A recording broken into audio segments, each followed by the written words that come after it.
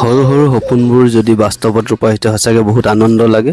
বিশেষকৈ মা দেউতাৰ যদি আশীষ থাকে সকলোবোৰ সম্ভৱ হয় আৰু মাক দেউতাকে প্ৰথম আনন্দ অনুভৱ কৰে। আৰু আজি যিহেতু গাড়ীখন আনিলোঁ, মা দেউতাই ৰাতিয়ে পদূলি মুখতে আদৰি আনিছে। বহুত ভাল লাগিছে আজি যিহেতু মনটো, আৰু সম্ভৱ হৈছে মা দেউতাৰ আশীৰ্বাদৰ কাৰণে। এইটো এটা আমাৰ কাৰণে সম্ভৱ সপোন আছিলে, সপোনটো আজি বাস্তৱত ৰূপায়িত হৈছে। সৰু হ'লেও আমাৰ কাৰণে এটা ডাঙৰ সপোন। গতিকে ভিডিঅ'টো প্ৰস্তুত কৰিলোঁ, আপোনালোকক দেখুৱালোঁ। কেনেকুৱা হৈছে ভিডিঅ'টো জনাব।